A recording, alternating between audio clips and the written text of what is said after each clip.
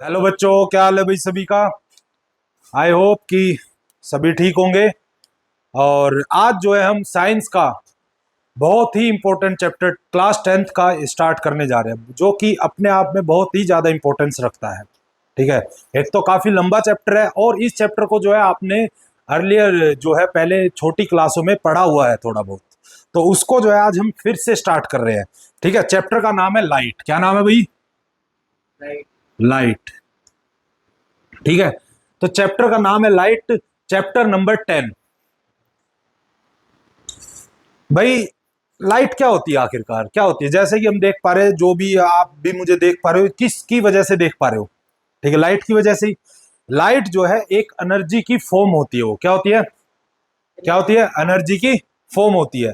अब जैसे कि हम देख पाते हैं कि जब हम फोन खोलते हैं, फोन के ऊपर जब नोटिफिकेशन बार को अगर हम ओपन करें, तो उधर एक ब्राइटनेस को कम और ज्यादा करने की हमारे पास एक वो होती है ना, स्लाइड सी। तो अगर हम उसको कम कर दे बिल्कुल, तो हमें सही में जो है दिखेगी नहीं। जो हमारे वहां पर चल रहा है उसके बीच में जो भी हमारी स्क्रीन पे जो भी चलेगा वो हमें नहीं दिखेगा। लेकिन अगर उसकी ब्राइटनेस हम बढ़ा देते हैं, तो हम बढ़ाने पर क्या करते हैं? आखिरकार उसमें से एनर्जी को एमिट करवाते हैं। क्या करवाते हैं? एनर्जी को एमिट करवाते हैं। ठीक है। अब लेकिन हमारा सोर्स वहां तक नहीं है, वो तो एक टेक्निकल चीजें हो गई कि वो कैसे बनती होगी। अब अगर मैं सिंपल बात करूं, आप सब मुझे क्यों देख पा रहे हो? मैंने यहाँ पर बहुत सारी लाइटें जला रखी है। ठीक है। वो लाइटें जब मैंने जलाई, तो वो लाइट वहां से चली, वहां से चली। वो बंडल्स में चलती है। किस में चलती है? ठीक है, फोटोन उसको नाम दिया गया है। क्या नाम दिया गया है? फोटोन। वो वहां से चली, मेरे पे टकराई, और मेरे पर टकराने के बाद तुम्हारी आंखों तक पहुंची। ठीक है। तो इसे बोलते हैं रिफ्लेक्शन। क्या बोलते हैं इसे? ठीक है। तो लाइट क्या है? एक फॉर्म ऑफ एनर्जी है। क्या है? Light is a form of energy. अब इस बात को हम अच्छे से जानते हैं, energy can not be created nor be destroyed. Energy को ना बनाया जा सकता, ना डेस्ट्रॉय करा जा सकता है। उसको सिर्फ एक फॉर्म से दूसरी फॉर्म में ट्रांसफॉर्म किया जाता है। क्या किया जाता है? ट्रांसफॉर्म किया जाता है। ठीक है। एक फॉर्म से दूसरी फॉर्म, जैसे लाइट एनर्जी होगी, इलेक्ट्रिकल एनर्जी होगी, ठीक है, पोटेंशियल एनर्जी होगी, काइनेटिक एनर्जी, बहुत सारी, हीट एनर्जी हो गई। ठीक है। तो बहुत सारी एनर्जी होती है। अब लाइट जो है हमें दो तरीके से अपना नेचर शो करती है। लाइट के ड्यूअल नेचर होता है। क्या होता है? लाइट का ड्यूअल नेचर होता है। लाइट का क्या होता है? ड्यूअल नेचर होता है। ये ड्यूअल नेचर सेव कर शो करता हमें। ड्यूअल नेचर कैसे? मतलब इसका वेव नेचर भी होता है और पार्टिकल नेचर भी होता है। क्या भी होता है? वेव नेचर भी होता है, पार्टिकल नेचर भी होता है। वेव नेचर को मटेरियल की जरूरत नहीं होती कि उसे ट्रेवल करने के लिए जो है किसी मीडियम की जरूरत है, सॉलिड, लिक्विड, गैस। लेकिन पार्टिकल को जरूरत होती है। किसको जरूरत होती है? पार्टिकल को जरूरत होती है। लाइट वेव, लाइट जो है दोनों नेचर को शो करती है। ठीक है। इतना ही पूछा जाएगा 10th में, इससे ज्यादा जो है इन दोनों के ऊपर नहीं बात होगी। ठीक है। नेक्स्ट 11th 12th में इसके ऊपर बात होगी। ठीक है। अब हम समझ लेते हैं कि जब हम से लाइट रिफ्लेक्ट करती है तो आखिरकार क्या होता होगा। ठीक है। तो इसमें हमारा जो टॉपिक है वो है रिफ्लेक्शन। क्या? रिफ्लेक्शन। क्या भैया? रिफ्लेक्शन।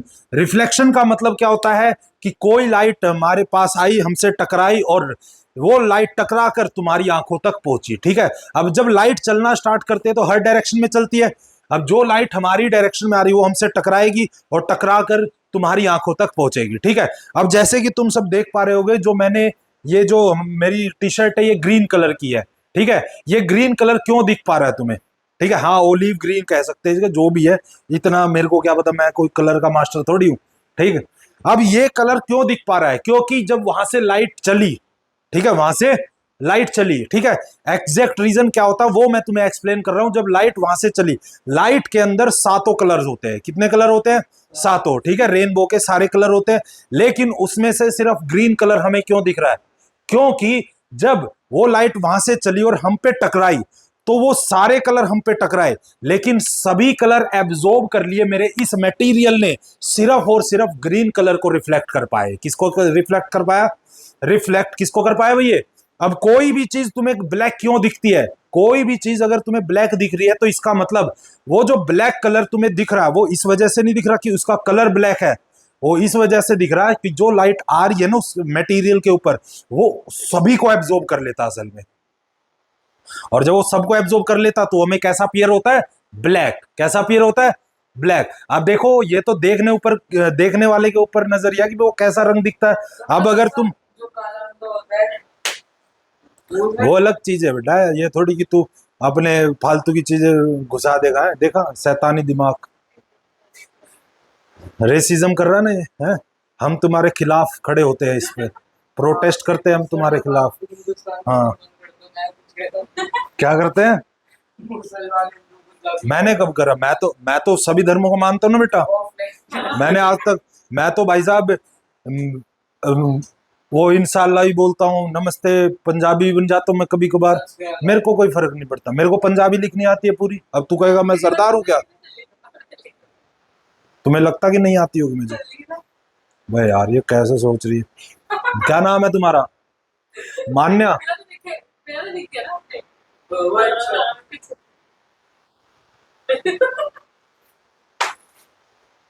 ये तो मान्य लग रहा है, तू विजय मान्य है।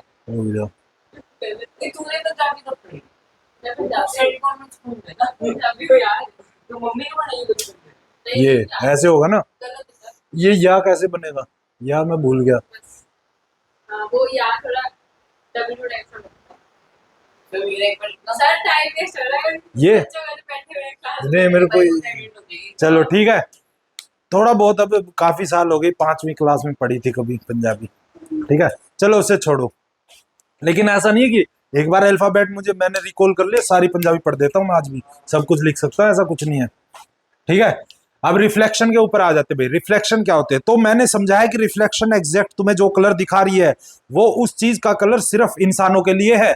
ये जरूरी नहीं कि, अब देखो सांड की बात अगर हम करें, सांड को सिर्फ इस धरती पर ब्लैक एंड व्हाइट दिखता है, सिर्फ रेड कलर के अलावा।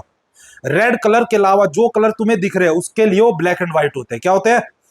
ठीक है, क्योंकि उसकी आंखों में सेंसर्स नहीं है और सभी कलर्स को देखने के लिए। ठीक है, अब उसके लिए तो सब कुछ बराबर है, इसीलिए जब वो रेड कलर देखता तो भड़क जाता है। ठीक है, ऐसा बोला जाता है, कुछ होता होगा। लेकिन अब आते हैं रिफ्लेक्शन पे। तो हमने रिफ्लेक्शन समझा। अब जब रिफ्लेक्शन होती है तो इसके कुछ नियम है। क्या है? अब रिफ्लेक्शन क्या, रिफ्लेक्शन की डेफिनेशन बोले तो बाउंसिंग बैक ऑफ लाइट। क्या? Bouncing back of light. ठीक है, अब भाई आखिरकार जब ये बाउंसिंग बैक होती है तो कुछ नियमों को फॉलो करती है, और ये यूनिवर्सल लॉ है। ये रिफ्लेक्शन के ऐसे नियम है जो हर जगह रिफ्लेक्शन पर लागू होंगे, चाहे कैसा भी सरफेस हो। ठीक है, तो ये नियम होते हैं लॉज ऑफ रिफ्लेक्शन में हम लिखेंगे लॉज ऑफ रिफ्लेक्शन। तो पहला नियम जो है इसमें क्या है हमारा? Angle of incidence must be equal to angle of reflection. Angle of incidence is equal to angle of reflection. ठीक है, अभी हम इसको डायग्राम से भी समझेंगे। दूसरा नियम क्या है भाई इसका? इंसिडेंट रे नॉर्मल, हाँ, and reflected ray lies in same plane. किसमें करते हैं? Lies in same plane. ठीक है, अब आ जाते हैं लेकर हम अपना मिरर। ठीक है, प्लेन मिरर से हम स्टार्ट करेंगे भाई। प्लेन मिरर क्या होता है? प्लेन मिरर कुछ ऐसे रिप्रेजेंट किया जाता है, मान लो जब ऐसे रिप्रेजेंट होता है तो देखा होगा कि मैंने नीचे छोटी छोटी लाइनें खींची है, तो जिस तरफ पे ये छोटी लाइनें, ये होता है इसका रफ सरफेस। क्या होता है? Rough surface. और जहां पर ये मैंने छोटी लाइनें नहीं बनाई है, ये कौन सा होता है? Shiny surface. कौन सा होता है? Shiny surface. ठीक है, ये शाइनी होता है जहां पर हमें अपना थोपड़ा दिखता है। ठीक है, जहां पर तुम जो सुबह हो सजते सवरते हो। ठीक, देखो सज सवर लो कितना भी, कोई नहीं रोक सकता बुढ़ा होने से। कुछ भी लगा लो, शकल जैसी है वैसी ही रहेगी, कोई नहीं रोक सकता बेटा। नहीं बेटा, बायोटिक एज तेरी सब निकल जाएगी, तू रुक जा थोड़े दिन।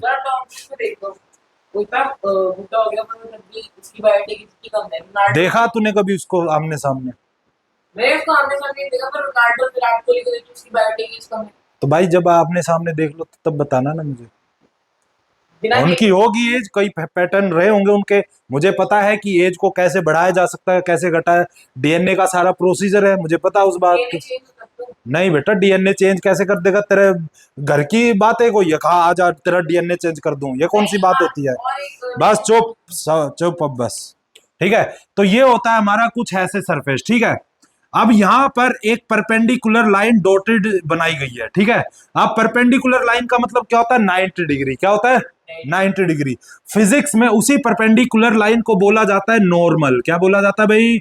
नॉर्मल। ठीक है, और ये क्या बनाएगी इस सरफेस के साथ? 90 डिग्री का एंगल। क्या बनाएगी?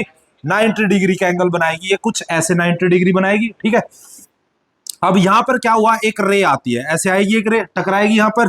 ये रे आ रही है भाई, ये एरो बनाना जरूरी होता है, डायरेक्शन ऑफ रे जरूरी रिप्रेजेंट होती है करनी। और ये यहां से टकराकर ऐसे चली गई, मान लिया हमने, चली गई भाई। ठीक है, अब यहां पर हमने कुछ टर्म्स एक्सप्लेन करी है, आई और आर, एंगल आई और एंगल आर। कौन है एंगल आई? एंगल आई कौन होता है? इंसिडेंट रे और नॉर्मल के बीच में बनने वाले एंगल को क्या बोला जाता है? Angle of incidence. क्या बोला जाता है? ठीक है, अब ये कौन सी रे होती है? Reflected ray. कौन सी रे होती है? रिफ्लेक्टेड। रिफ्लेक्टेड रे और नॉर्मल के बीच में बनने वाले एंगल को क्या बोलते हैं? Angle of reflection. क्या बोलते हैं? Angle of reflection. क्या बोलते हैं बेटा इसको?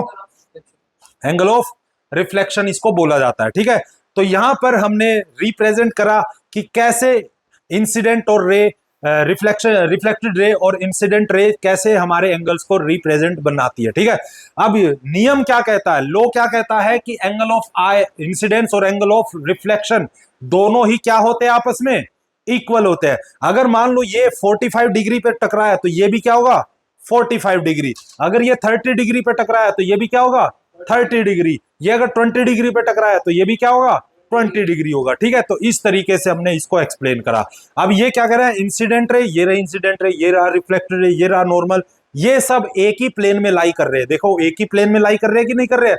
ठीक है, ये हमारा सेम प्लेन है। ठीक है, इसको प्लेन के बारे में जो है हम 11th में अच्छे से समझाएंगे, क्योंकि वहां पर हमारा पूरा एक चैप्टर है प्लेन को एक्सप्लेन करने का। ठीक है, तो यहां पर जो है आज हमने सीखा कि भाई रिफ्लेक्शन क्या होता है, रिफ्लेक्शन के नियम सीखे।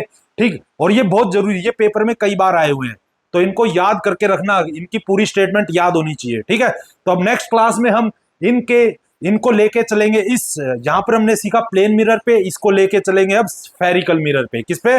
स्फेरिकल मिरर पे। तो नेक्स्ट क्लास में मिलते हैं, मोस्ट इंपोर्टेंट क्लास होगी वो।